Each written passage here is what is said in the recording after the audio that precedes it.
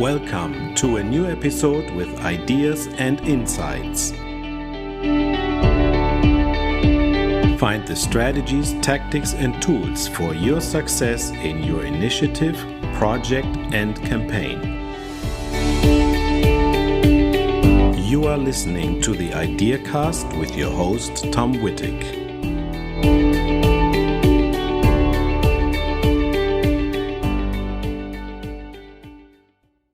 Welcome back to another new episode, and this is another episode in the series about data protection, data privacy, consent management, and so on. And as always in this series, I would like to welcome Andrea Wilhelmin, our expert in this area. And Andrea and I discussed what would be a good topic right now. There are constantly news coming in about new regulations, but today we want to talk about consent.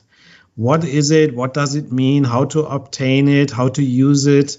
What to do if somebody's changing their mind, and so on. And that leads us to many interesting aspects. Again, as always, this is not really a legal advice. So if you need a legal advice, you need to, of course, engage a lawyer and an attorney to make sure that your particular website is meeting the standards. But what we want to do in this podcast is share more the general topics and also share some best practices of what we see from our work with clients. So, Andrea, welcome back again. Oh, thank you. Hi. Hello, Thomas. Very nice to be here again. Today talking about consent. And as you said, we have now new regulation from EDPB about that. So let's start today with the basic terms, and then you can complete our last podcast about that. And in the other one, we can go deeper in this one, because we have lots to talk about. No, it's a very nice team. Yeah, you mentioned something. Actually, as of this week, there was a new legislation in Brazil. I think that this is a big step forward. I think we should probably dedicate almost a full episode on that, so that people understand what that actually means, because that is important for companies here in Europe, as well, of course, predominantly the companies who are active in Brazil and the Brazilian companies and organizations. No? Exactly. Mm-hmm. Very nice. Okay, talking a little bit about consent from your perspective, what are the key points when you talk to clients about consent? What does it mean? What does it mean is the most important, because it's very confused sometimes to understand well this term. But the consent of data subject means that any freely given, specific, informed, and unambiguous indication of the data subject by which he or she be and give affirmation action. It's a clear affirmation action that they or he or she wants this. So it's very important there that the agreement to the processing of personal data relating to he or her. It needs to be clear. And we need to understand there that it's one of the meaning from the EU law as a lawful basis. It's just one of them.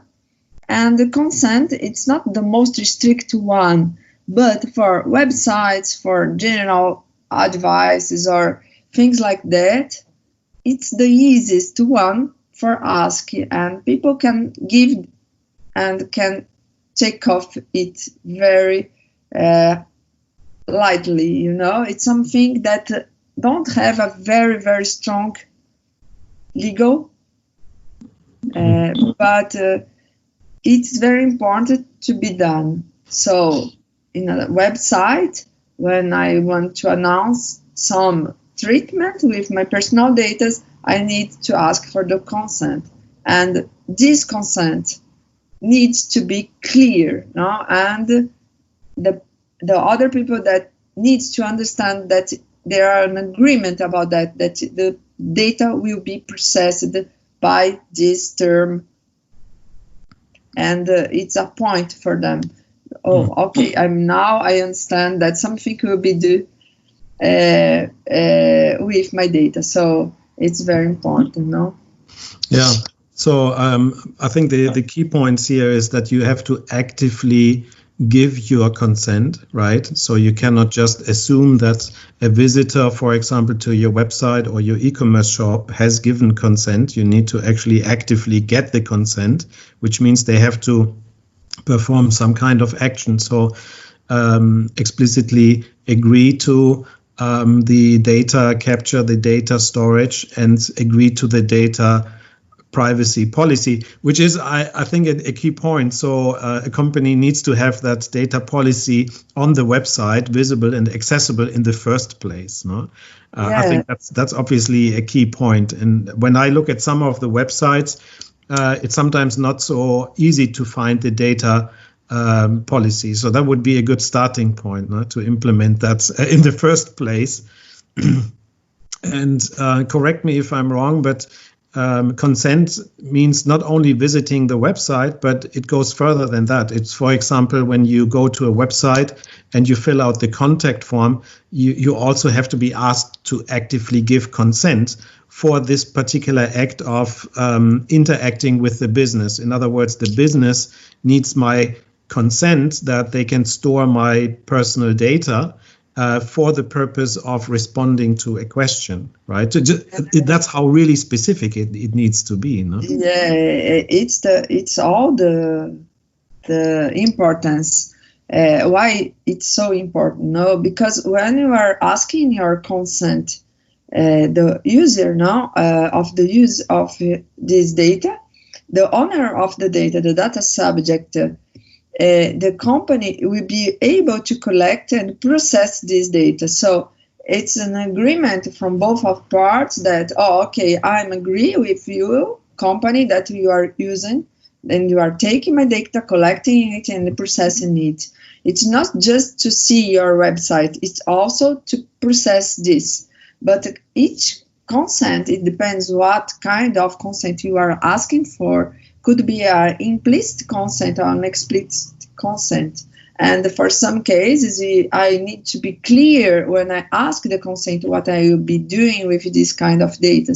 Even it are specifically data as if you are treating with sensitive data or other kinds of treatment, specific kinds of treatment, ask a specific consents. No, now I'm using our information for some kinds of treatment. Then also I need specifically consents. So we need to see what kind of treatment we were done to this data, what will be the use of these data that we are collecting. So we can decide what kind of consent I will be asking about my data subject in my website, for example. Mm-hmm. I think one other interesting aspect is in some legislation, so in let's say some legal requirements for some countries, it is said explicitly that the visitor of a website has to be able to visit the website even if they don't give the consent. That's an interesting point, right? If you think about it, that's really also a technical requirement. You need to implement something where they can use the website, but you need to make sure that no personal information is actually captured or being used later on. No? That's, I think, probably the biggest question mark that a lot of organizations have right now, how to do it. No?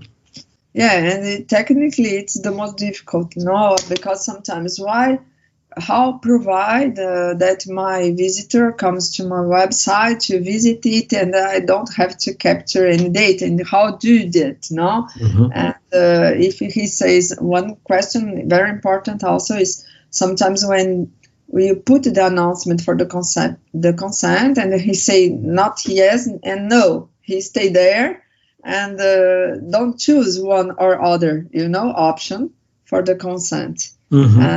In this case, they are visiting us, but he said no, and he said not no and not yes. So we don't know what to do. And some legislation say that, okay, in this case, you don't you can take it by yes, or you can take it by no. Most countries now are saying that it's a no, so you can't take any consent and you can't capture any data.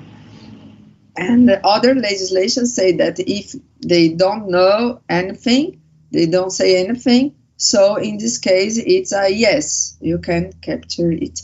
So it's also you need to be very in line with the legislation of the country that you are working, because it could be different meanings of interpretation. And for me, if they don't say yes, it's a no.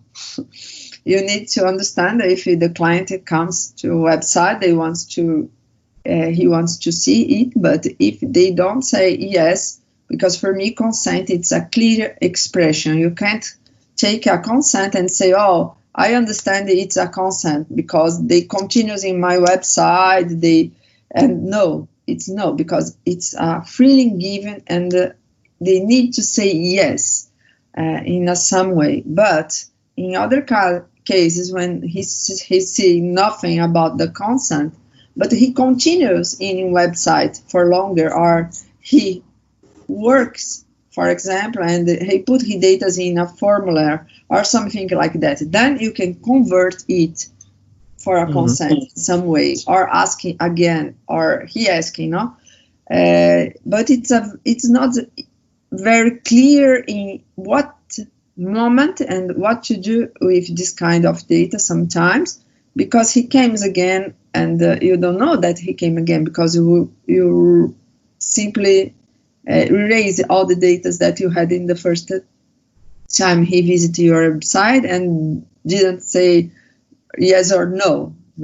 So it's a very good point that you. Yeah, but also another practical example is how to get consent for newsletter, no? Because many organizations want to build up their newsletter list for newsletter marketing.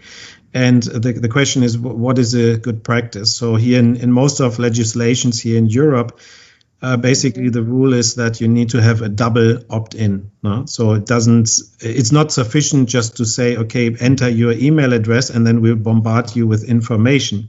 They actually have to enter it and explicitly check the checkbox that they want to receive information.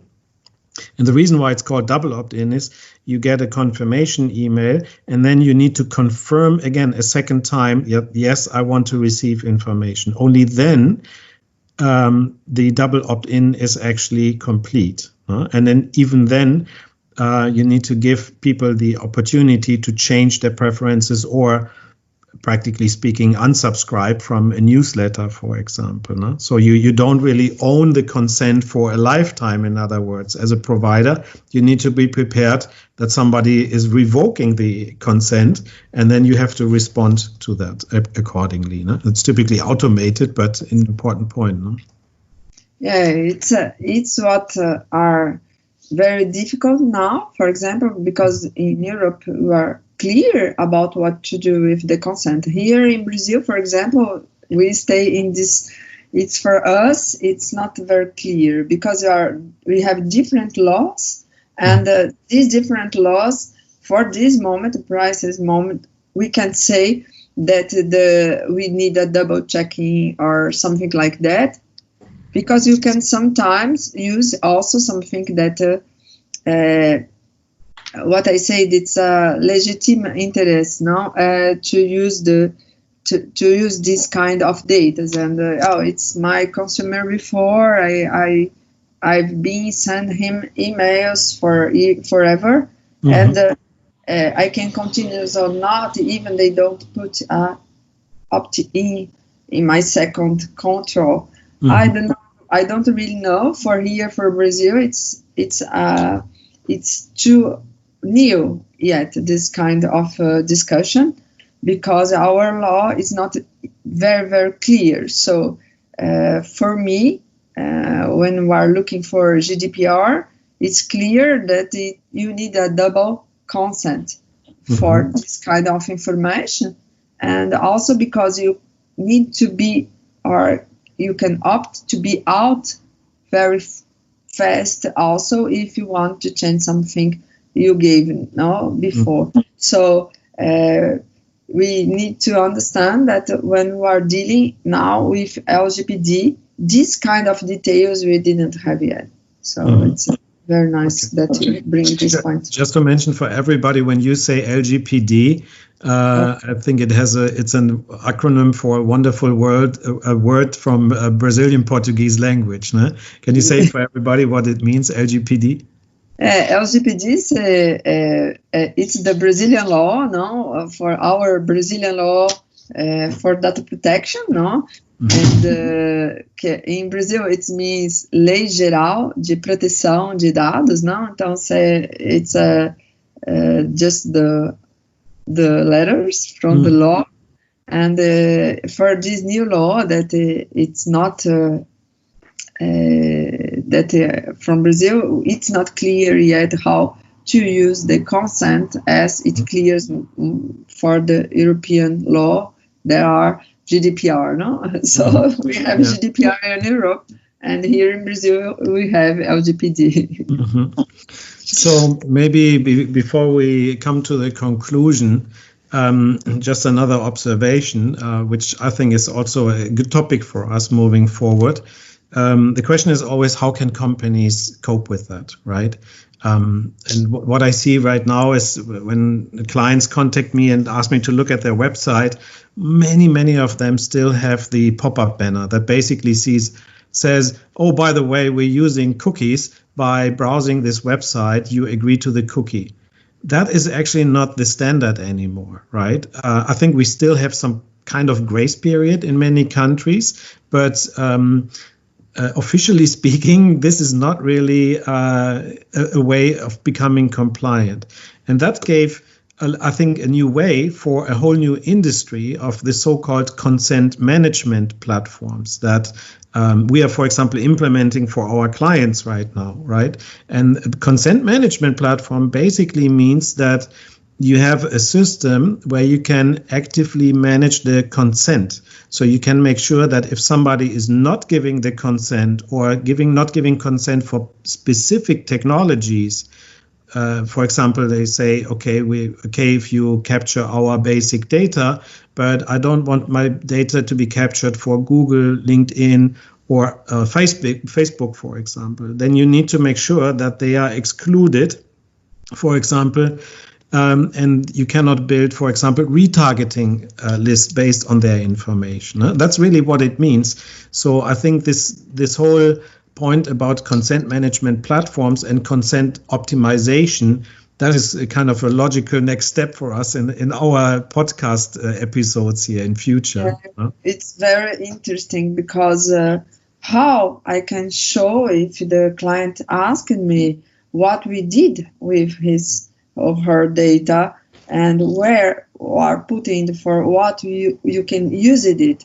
So you need to prove that in some way that it is used as the client asked for. So if this kind of platform, it is very useful for this kind of compliance. No, so it's perfect. And without this it's very difficult how you can do the proof that you use only for what you say that you are thought about that. So it's very important topic for us, and that you can go further because you have different ways and lots of terms that need to be put in the platform, and how you need to can do the management of all these kinds of information for how long, and you need to case it with your policies and others instructions in your website. No, it's So maybe as a short recap of some of the practical ideas what people should be doing. Of course, this is a complex topic. Now, as I mentioned before, I think if you have, let's say, a little bit more complex scenarios on your properties, it's always important to engage an expert on this and also to get some legal checks of what is meeting legal standards and where you have some exposure. And since this space is evolving, this is always a matter of interpretation, how you interpret the legal standards. No? But at least what a company could be doing at this point in time is take a look at their own website and say, when was the last time? First of all, do we have a data privacy policy implemented? And when was the last time we looked at it? Is it still consistent with the way we are doing business? Secondly, I would recommend taking a look at your newsletters. Just go through the list of customer names you have in your database in newsletters and find out, do I have a date when this customer gave me the consent, and for which ways of communications do we actually have the consent? No? So that's the newsletter and let's say customer list or CRM topic, I would say. And of course, the interesting part is there when you cannot confirm that you have consent from the people, you cannot actually use the data. That's when a lot of people get tears in their eyes when we have to tell them, you have to delete the data, right? And I just went through such an exercise, and we had to delete about 80% of the data. And people are really shocked. You can't do that. Well, so you have to think about this in the first place. If you want to make your business competitive, you have to be sure that you can actually be competitive. You can use the data, and you're very clear on the privacy regulation. That's, I think, why I like this term privacy by design so much, and it really applies also to marketing, and I can't wait until we have an episode about that term again. Yeah, it would be very nice. What else practical things can we tell people to do at this point in time? Yeah, for me, it's what you said. It's very funny because when you say people that they need to delete data, and I need to prove also how that I delete this data and how I can prove that, that I really delete the data. That gets really funny. It's one more topic for us, and it's very interesting because how you can do that, And for me, we have so many points that you need to look and say what to do first, and the first of all for us is ask the consent. Then you need to learn how to manage it, and then you are going to how to put policies in place, and then but now what we can do about that? Now I need to delete. How I can delete that? Because sometimes you can delete from some logs or others. You need to maintain, and what I need to maintain, what I have to delete. So there are many questions that you can do in this patch of this way, So it's very important now. Understand that the first step is ask for the information. Be sure that you have an authorization to be using the data. Now it's the first step. It's the most important for us today. Is freely given consent and unambiguous and asked, and it's better have more than less. And one problem, Thomas, that I'm seeing also here in Brazil lots of time, it's because it takes a time to ask a consent, and it's not how I can do that more efficiently, and not every time have to give the consent, and my website comes so not interested.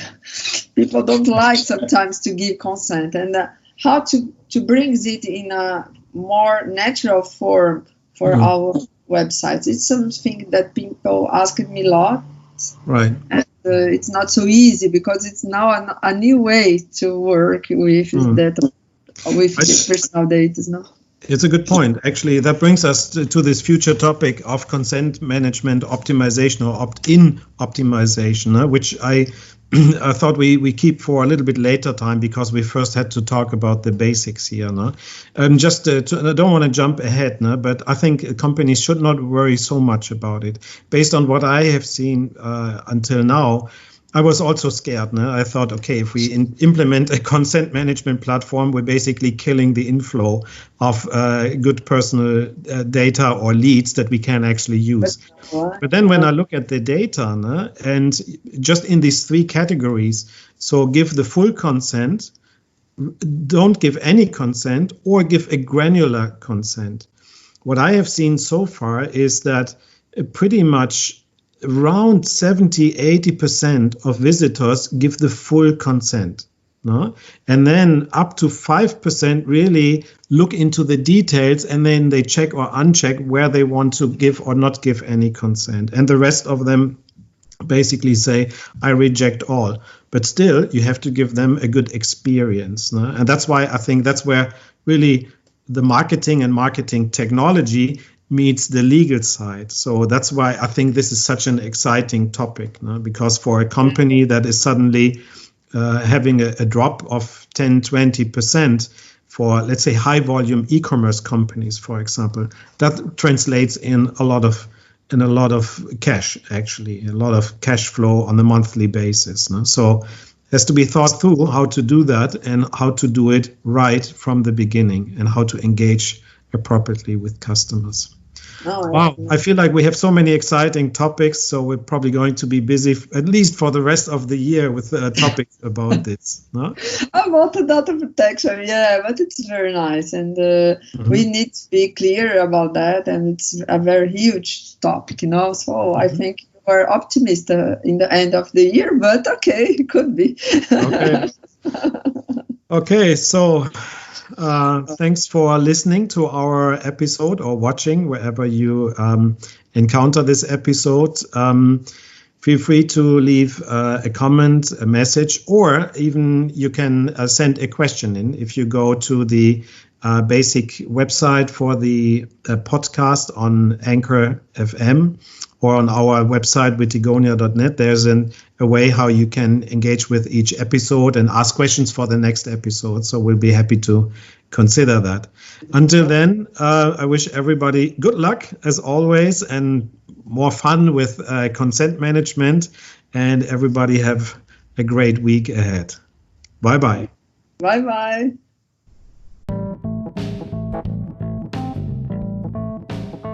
When you are looking for inspiration and help with your digital marketing and growth initiatives, please check out our digital marketing agency, WITTIGONIA Digital.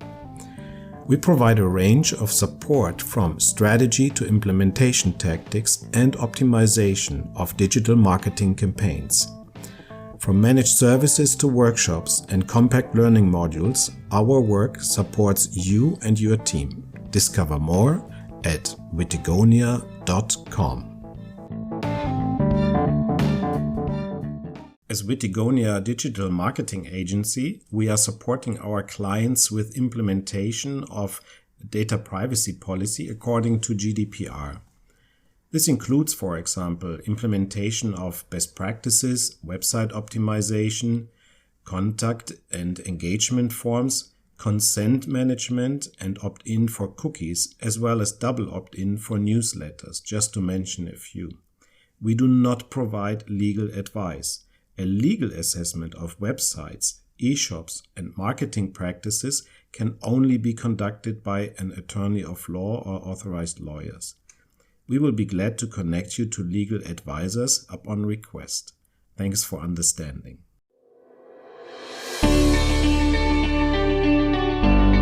Thank you for listening. I hope you find this episode interesting and helpful. Please rate and share this episode with your team, colleagues, and friends.